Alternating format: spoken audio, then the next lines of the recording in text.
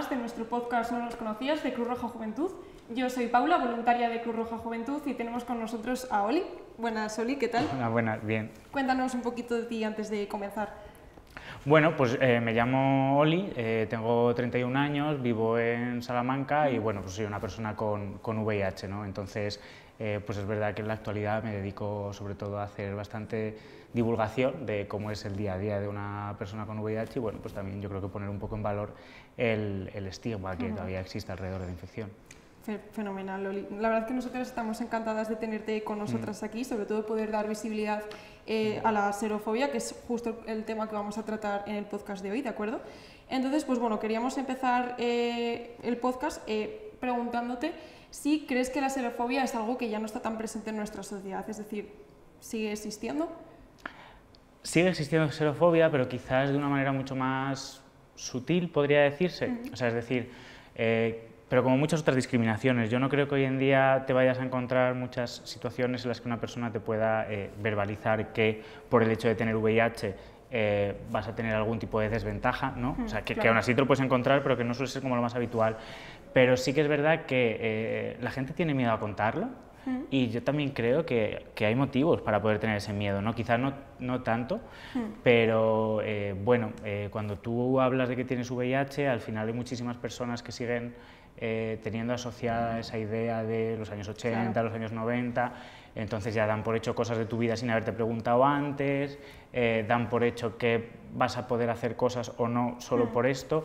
Y bueno, yo sí que creo que existe hoy en día serofobia, quiero decir que es algo que está presente, pero quizás de una manera mucho más sutil, lo cual, por un lado, está guay porque no es como tan explícito como podría ser en otros momentos, pero claro, por otro lado todavía es mucho más difícil combatirla porque es difícil hacer entender a la gente que está ahí presente, ¿no? Porque pasa como mal desapercibida. Sí que es verdad que ha habido muchos avances médicos y de investigación acerca del tema, pero sí que es verdad que hay mucha gente que continúa pensando que la forma de transmisión del VIH puede ser, por ejemplo, a través de un beso o incluso estando tú y yo aquí en el podcast, lo que al final también favorece que existan ciertos mitos en cuanto a la transmisión del VIH. ¿Qué opinas sobre esto?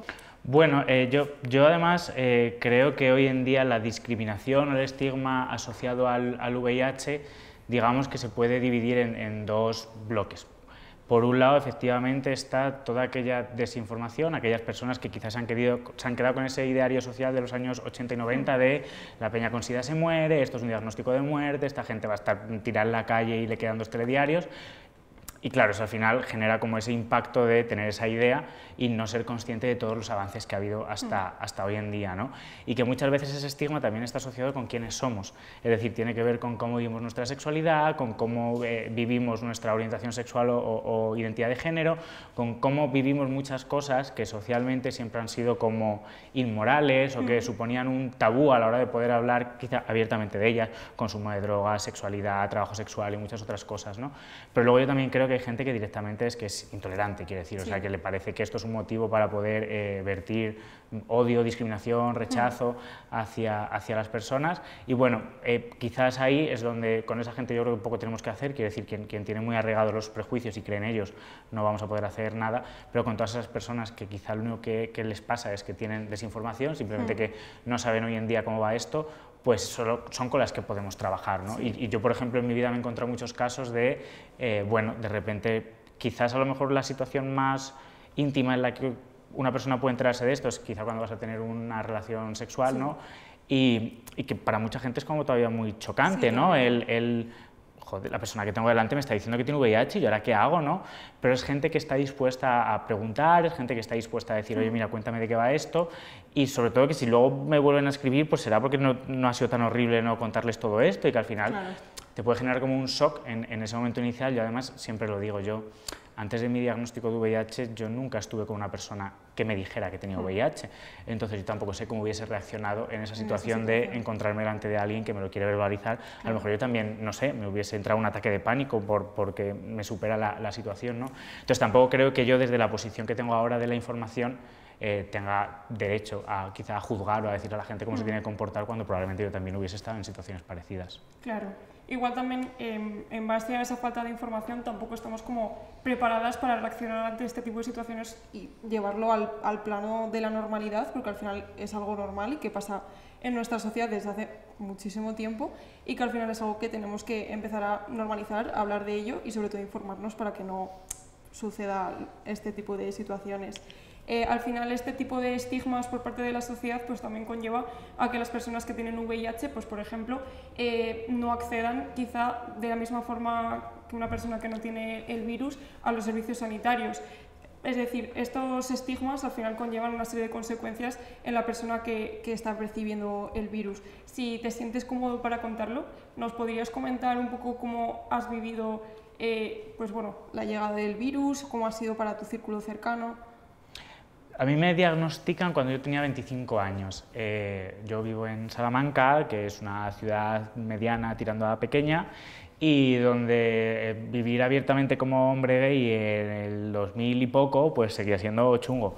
Entonces, bueno, pues vas como poquito a poco, yo tardo bastante en experimentar con otros chicos, en poder sentirme a gusto hablando de que soy un hombre gay en este caso. Y bueno, pues yo cuando recibo mi diagnóstico de VIH para mí era muy complejo porque yo nunca me había hecho una prueba antes, pero ¿cuál es el motivo por el que yo no me quería hacer una prueba? Porque eso implicaba aceptar mi sexualidad, porque si yo me voy a hacer una prueba es porque estoy aceptando lo que estoy haciendo, lo que me está gustando, lo que me genera deseo, y claro, eso para mí era como muy incómodo. Entonces, dejarlo a un lado era lo fácil. No era ni responsable ni me cuidaba, pero para mí era lo fácil, ¿no? Entonces, recibo el diagnóstico de VIH. En mi caso fue en una fase muy avanzada de la infección, o sea, a mí directamente me diagnostican SIDA, entonces, bueno, pues tengo una serie de complicaciones de salud que, por suerte, no todo el mundo cuando recibe un diagnóstico las tiene, y claro, yo lo primero que hago es contárselo a mi madre. Claro, yo estaba en el hospital, estaba ingresado, y yo decía, a ver, me está cuidando aquí todos los días, ¿cómo no se lo voy a contar, no? Claro. Y menos mal que se lo conté, nada más saberlo yo, porque probablemente si me lo pienso luego no se lo cuento, porque cuanto más tiempo te lo callas, más te cuesta luego poder hablarlo, ¿no? Y claro, yo al final decía, he tardado 25 años en salir de un armario, he tardado 25 años en poder decir abiertamente que soy gay sin sentirme mal por ello, y ahora me voy a meter en otro. O sea, pues no me apetece, ¿no? Me parece como muy injusto porque por primera vez estoy respirando, o sea, me siento como liberado, y ahora viene otra cosa a volver a hacerme sentir pues como esa vergüenza o que tengo que pasar desapercibido socialmente. Entonces, bueno, yo el primer año, yo creo que prácticamente todas las personas que recibimos ese diagnóstico de VIH, lógicamente pasamos por un duelo que tiene que ver con recibir la noticia, un duelo que tiene que ver con integrar un problema de salud en tu vida, sea el tipo que sea, pero que normalmente las personas jóvenes como que lo llevamos peor porque damos por hecho que siendo jóvenes no nos van a pasar cosas relacionadas con la salud, ¿no? Y luego también pues toda la connotación social que tiene, o sea que yo no puedo hablar de esto como si me hubiesen diagnosticado una diabetes o quiero decir, porque tiene esa connotación, tiene ese estigma social asociado, ¿no? Entonces, yo poco a poco lo voy trabajando, poco a poco voy intentando aceptarme a mí mismo desde ese punto, y además yo creo que es un punto de inflexión muy chulo, porque yo siempre lo vivo un poco como el ave fénix, ¿no? O sea, es decir, como esto me ha dejado ahí en mis cenizas y ha permitido pues, que haya podido resurgir de otra manera quizá un poco más honesta conmigo mismo, porque llega un momento que cuando ya no tienes nada que perder, ya no sientes la necesidad de tener que aparentar delante de nadie, porque es como vivía una vida para el resto de la gente que me rodeaba y mira cómo me ha ido, a lo mejor es el momento de empezar a vivir la vida que yo quiero tener y ya está, y que tenga que venir lo que tenga que venir, ¿no? Entonces, yo es verdad que lo comuniqué a mi madre en este caso y no hubo ningún tipo de problema, nunca hubo ningún rechazo. Es verdad que yo creo que cualquier madre o padre de una persona que recibe un diagnóstico de VIH siente como, tiene muchas dudas, entonces yo, si alguien nos está escuchando, le diría, relájate, o sea, para que te puedan explicar cosas primero las tienen que entender, y eso no significa que no te lo quieran contar. Entonces, mi madre sí que es verdad que a veces tenía un poquito de prisa en entender las cosas y yo decía, necesito tiempo para entenderlas yo y luego ya sí que te las cuento. Se lo conté a mi círculo cercano de amistades y tal, tampoco supuso ningún tipo de problema. A ver, quiero decir, algún comentario un poco fuera de lugar sí que recibes, ¿no? Pero claro, en una balanza a lo mejor será un 2% y todo lo demás será, oye, para lo que necesites, aquí estamos, no te preocupes, no sé qué. Y es verdad que yo en el ámbito sexual siempre tuve claro que yo no tenía por qué contarlo. O sea, yo no tengo que dar explicaciones a nadie, yo decido cómo me cuido y si quiero uso el condón, lo que sea, yo estoy tomando el tratamiento, pero bueno, de alguna manera yo tampoco quería ocultarlo. Entonces, lo que había era un pastillero encima de la mesilla de noche. Si tú te querías acostar conmigo, tú tenías dos opciones, o fingir que el pastillero no está, o preguntarme qué hace ahí un pastillero. Cualquiera de las dos es lícita, quiero decir, pero yo no sentía que tuviese que dar explicaciones a nadie, porque nadie tiene como que aceptar que acostarse conmigo está guay, es decir, igual que con cualquier persona, pero es verdad que si tienes dudas no tengo ningún problema en hacerlo, ¿no?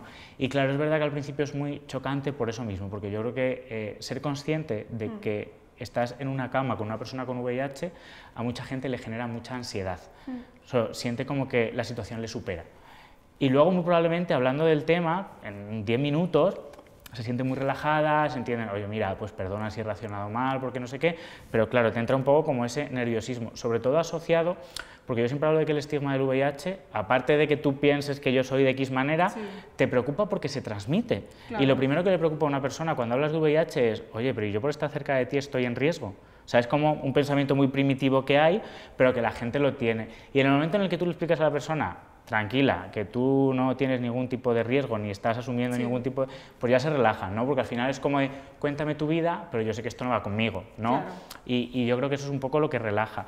Yo es verdad que tengo trabajo, en mi trabajo lo sabe, no ha sido ningún tipo de dificultad, tengo pareja, mi pareja lo sabe desde antes de conocerme y jamás supuso ningún tipo de dificultad. Quiero decir, para mí el VIH no me ha limitado en ningún sentido. Es verdad que a veces te encuentras con piedras en el camino, quiero decir, esa es una realidad, a veces te encuentras con me van a operar y de repente me ponen el último en una lista de espera, o me van a atender en urgencias y de repente se ponen 2 guantes en cada mano para atenderme, o sea, todas esas movidas pasan, y pasan, a mí han pasado en 2020, 2021, quiero decir, o sea, que no estamos hablando de hace 20 años. Eso es. Pero bueno, si tengo que comparar, que a lo mejor en 4 o 5 veces me ha tocado gente desinformada o quizá con poco tacto que me ha hecho sentir mal, en comparación con todas aquellas veces que he podido hablar de esto con la misma naturalidad con la que te podría hablar de mi película favorita, pues al final yo creo que para mí es como un proceso muy, muy sano, ¿no? Y además sobre todo porque soy consciente de que lo que yo tengo no lo tiene todo el mundo y que yo tengo unas herramientas y tengo un entorno en el que me siento a gusto para hablar de ello. Pero hay muchísima gente que le encantaría estar aquí haciendo lo que estoy haciendo yo, pero no pueden. No pueden por su familia, por su trabajo, por su pareja, porque tienen hijos, por lo que sea, ¿no? Entonces, bueno, creo que también es un poco como algo que les debo a aquellas personas que no pueden hablar de ello. Imagino también que poder contar con el apoyo de tu círculo cercano en este proceso de aceptación también a ti te lo ha facilitado, ¿no? O sea, hablamos de que igual hay personas que no cuentan con este apoyo de sus familiares o sus amigos y puede ser un proceso de asimilación un poco más complicado, ¿no?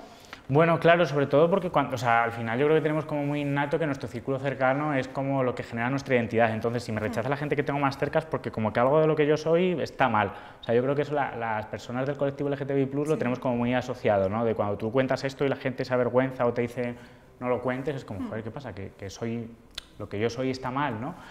Pero bueno, también sirve un poco para valorar las cosas en función de la calidad y no de la cantidad. Yo creo que sobre todo cuando somos adolescentes, yo qué sé, yo me imagino en el instituto, cuando empiezas a estudiar la carrera, que lo que quieres es como conocer a todo el mundo de clase, salir con todo el mundo, o sea, valoras las cosas como mucho por cantidad, ¿no? Y cuantos más planes mejor y no sé qué, pero claro, luego te paras a pensar, pero ¿y qué calidad tengo yo con esa gente? O sea, me siento a gusto a la hora de contarle mis cosas. Entonces yo creo que, al menos en mi caso y en mucha gente con la que he podido hablar, esto nos hace como ese clic de, oye, mira, no te esfuerces tanto en conocer a mucha gente, sino que conoce a la gente de una manera que para ti sea enriquecedora en tu vida y en tu día a día. Y yo creo que eso también refuerza un poco pues, tu identidad. En plan, sé que quieras ser mientras esto no le haga daño a nadie. Completamente. Bueno, muchas gracias por contarnos tu experiencia. La verdad que es muy útil y seguro que va a ser muy útil para las personas que nos están escuchando. Volviendo un poquito al tema de la serofobia, ¿cuáles crees que son los principales mitos que llevan a que siga existiendo la serofobia? Bueno, el VIH tiene como muchos mitos asociados, que si esto es algo de hombres que tienen sexo con hombres, o fluidos que pueden transmitirlo, ¿no? Gente que a lo mejor se piensa que la saliva puede transmitir el VIH, o gente que se piensa que por compartir casa, por compartir vaso, o ese tipo de cosas, pues es como una práctica de riesgo. Y luego es verdad que también hay muchísima gente que no conoce el mensaje de indetectable igual intransmisible, es decir, que una persona con VIH que toma correctamente su tratamiento puede llegar a tener carga viral indetectable y por lo tanto no transmite la infección a otras personas. Esto lo que significa que las personas con VIH, en el momento en el que estamos tomando nuestro tratamiento y conseguimos tener esa carga viral indetectable, pues no tenemos que tener ninguna medida de precaución extra que la del resto de personas. Entonces yo creo que esas son cosas que la gente no sabe y es lo que le genera ese miedo, ¿no? Porque si la gente supiera, oye, mira, esto no se transmite así por estar hablando, pues probablemente tendrían una mejor predisposición. Y sobre todo también entender que no está ligado a quién eres, sino a lo que haces. Es decir, yo siempre le digo lo mismo, es que a mí no me piden el carnet de gay cuando quiero tener una práctica sexual, ¿no? Quiero decir, o sea, esto, todo el mundo tiene la capacidad de negociar a la hora de decidir qué tipo de prácticas sexuales quiero tener, qué tipo de medidas de prevención voy a utilizar, qué tipo de comunicación quiero tener con mis parejas sexuales, cómo expreso el deseo, etcétera, etcétera. Y yo qué sé, pues a lo mejor la gente da por hecho que nosotros lo tenemos más trabajado, pero que todo el mundo debería de poder experimentar esa comunicación y el plantearse cosas y el poder disfrutar sin miedo o sin tabúes al respecto. Y bueno, yo creo que eso es un poco lo que hoy en día más hace que la gente lo tenga como muy encasillado en esa idea. Claro. Igualmente hablábamos antes de que al final hay muchísima más investigación que hace pues, los años 80, por ejemplo, pero sí que es verdad que a pesar de que haya mucha más información respecto al VIH, sí que es verdad que continúa existiendo esa desinformación, pese a que hay mucha más que antes. ¿Por qué crees que esto está sucediendo? Bueno, la experiencia que yo tengo, claro, la experiencia que yo tengo como hombre gay sobre todo, es que he recibido una educación sexual nefasta porque estaba basada en ponerle un condón a un plátano o a la pata de una silla para evitar el embarazo. Es tremendamente importante evitar el embarazo adolescente y poder hablar de ello, pero claro, si voy a tener una relación sexual en la que la posibilidad de embarazo no existe, entonces ¿para qué tengo que usar el condón? Claro, es como una dicotomía que quizás la gente tardó años en darse cuenta de que no está educando para todo el mundo, sino solo para una población cis heterosexual que tiene una serie de prácticas más normativas. Entonces, muchas de nosotras nunca hemos entendido muy bien de qué manera teníamos que vivir nuestra sexualidad porque tampoco había espacios donde poder hablar de ello y yo creo que también se han cometido muchos errores a la hora de educar basado en el miedo. En oye, cuídate porque si no te va a pasar esto, porque ten cuidado con los... Quiero decir, creo que hay que educar en la responsabilidad y no en el miedo y en que cada una de nosotras tenemos la posibilidad de poder tomar las decisiones que queramos para cuidarnos y que no existe una decisión correcta y una incorrecta, sino que cada persona tendrá una serie de herramientas u otras y no todo el mundo puede decidir lo mismo que decido yo, por el contexto que tengo o por el motivo que sea, ¿no? Entonces, creo que habernos educado en ese miedo, en campaña rollo póntelo, pónselo, o sea, que eran como mensajes muy directos y que te decían lo que tenías que hacer, no te daban pie a que tú pensaras lo que querías hacer, han hecho que cuando el VIH ha dejado de ser una infección que mataba a la gente, es decir, cuando esto hoy en día se cronifica, tenemos una calidad de vida prácticamente idéntica a la de las personas sin VIH, pues ya desaparece. ¿Por qué? Porque como nunca hemos querido educar y sensibilizar, pues en el momento en el que esto ya ha dejado de ser un problema de que la gente se esté muriendo constantemente, ¿qué nos queda? Seguir sensibilizando, pero claro, es que para eso tendríamos que haberlo hecho también antes. Entonces, yo creo que ahí hemos tenido como un vacío y que poco a poco nos estamos dando cuenta, porque yo ahora cada vez que escucho titular de un medio de comunicación, aumento de las ITS en personas jóvenes, y yo digo, venga, vamos a leer el artículo, vamos a dar una oportunidad a ver qué ponen aquí, ¿no? Y nunca explican por qué en personas jóvenes. O sea, es como, te señalo, pero no te explico por qué. Y digo, ¿por qué no vamos más allá? Quiero decir, porque, claro, sobreentendemos que las personas jóvenes tenemos más parejas sexuales que a lo mejor una persona adulta que ya tiene una relación monógama, cerrada y más tradicional.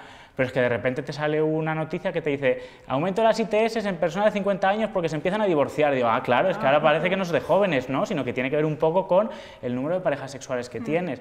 Entonces, pues creo que esto también nos está haciendo un poco empoderarnos a toda la juventud de decir, oye, mira, queremos hablar de nuestra salud, pero queremos hablar sin sentir vergüenza, sin que esto sea un tabú y de una manera que nos pueda enriquecer a nivel personal. Entonces, no me digas lo que tengo que hacer, sino que dime qué opciones tengo y permíteme que yo decida cómo quiero cuidarme, ¿no? Completamente. Además, comentabas, sobre todo en las charlas de los institutos, que yo creo que es al final un poco el primer contacto que tenemos un poco con la educación sexual, ¿no? Esas charlas que nos traen en secundaria, pero al final no se tratan estos temas y puede ser que incluso hoy en día aún no se traten, por lo tanto sigue habiendo un desconocimiento en la población joven y quizás es algo que tenemos que seguir fomentando. Al final, pues desde entidades, desde Cruz Roja, es lo que tratamos de fomentar a través de las charlas de educación sexual a los que acudimos en los institutos, pues también no solo centrarnos en una educación sexual basada en la pareja estereotípica heterosexual, ¿no? Claro. Que tenemos que ir mucho más allá porque comprendemos que estamos en una sociedad diversa y al final hay que normalizarlo y empezar a trabajarlo desde que son bien pequeños. Incluso también podemos comenzar a hablar sobre este tema cuando son mucho más peques, ¿no? Para tratar de normalizarlo de esta manera. Quería preguntarte qué le dirías a una persona que nos esté escuchando que haya sido diagnosticada de VIH y ahora mismo esté pues, sufriendo serofobia. Bueno, cuando yo hablo con personas recién diagnosticadas de VIH siempre les digo lo mismo, ¿no? Que se miren al espejo y que se den cuenta de que siguen siendo la misma persona que eran antes, ¿vale? Porque es muy significativo entender que el VIH no tiene por qué cambiarte la vida, que sigue siendo tu vida y que quizás ahora es un poco más difícil, pero llegará un momento en el que tú otra vez vuelvas a ser la misma persona que eras antes, ¿no? Y si esto quizás lo escucha una persona que tiene en su entorno a alguien con VIH, no que sea la propia persona con el diagnóstico, que le permitan pasarlo mal, porque tenemos una filosofía como Mr. Wonderful muy potente en la que no pasa nada, no lo pases mal, esto hoy en día es normal, vas a tener... Sí, vale, hoy en día esto es una infección crónica, hoy en día probablemente no te vayas a morir de esto, sino que te vas a morir con esto, pero permite a la persona que esté mal, es un impacto a nivel psicológico muy duro y muchas veces el entorno intenta como que estemos felices lo antes posible, a veces necesitamos también nuestro tiempo. Claro, y pasar por esa etapa de duelo como hemos hablado antes, ¿no? Claro. Efectivamente. De acuerdo, nos gustaría cerrar este capítulo, ¿vale? Hablando también un poco de cómo podemos contribuir como sociedad para reducir al final la serofobia, ¿de acuerdo? A ver, claro, ¿cómo podemos contribuir como sociedad? Al final yo siempre digo lo mismo y al menos yo lo veo muy claro. Yo cuando hablo de VIH no estoy hablando solo de la infección provocada por el virus, estoy hablando de desigualdades en el ámbito de la salud, estoy hablando de desigualdades de género, estoy hablando de procesos de migración, estoy hablando de consumo de drogas, estoy hablando de un montón de situaciones que normalmente se han asociado con ese concepto social de marginalidad, ¿no? De personas que socialmente tienen una serie de conductas menos cívicas, más reprobables, ¿no? Y luego también que al tener un estigma social, al tener esa connotación negativa, hace que las desigualdades en salud las suframos más, ¿no? Porque quiere decir, cualquier persona, por ejemplo, migrante sin tarjeta sanitaria va a tener más dificultades para acceder al sistema. Hasta ahí todo el mundo creo que podemos estar de acuerdo. Pero si encima quieres acceder al sistema para una cuestión de salud que tiene esa connotación negativa es todavía muchísimo más complicado, ¿no? Entonces yo siempre digo que el VIH al final no deja de ser algo que está relacionado con los derechos humanos y que cualquier persona que esté a favor de la igualdad, de la tolerancia, del respeto y de que todo el mundo podamos estar en igualdad de condiciones a nivel social, pues debería de implicarse en esto, ¿no? Porque al igual que con otras patologías de salud lo hemos entendido, cuando hablamos de VIH no es que tengamos que tenerlo para implicarnos, sino que al final vivir una sexualidad plena, poder hablar de la sexualidad sin tabúes, poder hablar de la salud, creo que es algo que cualquier persona tiene que hacer. Y luego también súper importante porque es que las cifras en España nos dicen que 1 de cada 300 personas tenemos VIH. Entonces yo siempre le hago a la gente la misma pregunta. ¿Tú has conocido a 300 personas en tu vida? Pues es que según las estadísticas has tenido que conocer a alguna persona con VIH, lo que pasa es que muy probablemente nunca haya querido compartirlo contigo. Entonces el VIH está muy cerca, el VIH son compas de trabajo, con la gente con la que hemos estudiado, a la gente a la que le compramos el pan. Entonces, entendamos que esto está aquí, que no es una cosa rara, que no es una cosa de gente lejana a mí y empaticemos un poco, ¿no?, con ello. Completamente. Bueno, nuestra campaña gira en torno al lema Cuido mi salud sexual, soy pro en la cama, ¿de acuerdo? Entonces nos gustaría que nos completaras la frase para ser pro ante la serofobia. Para ser pro ante la serofobia, debo de entender que el VIH está más cerca de lo que creo. Muy interesante. Bueno, darte las gracias por acompañarnos en el podcast de hoy y nos vemos en el próximo capítulo del podcast No nos conocías.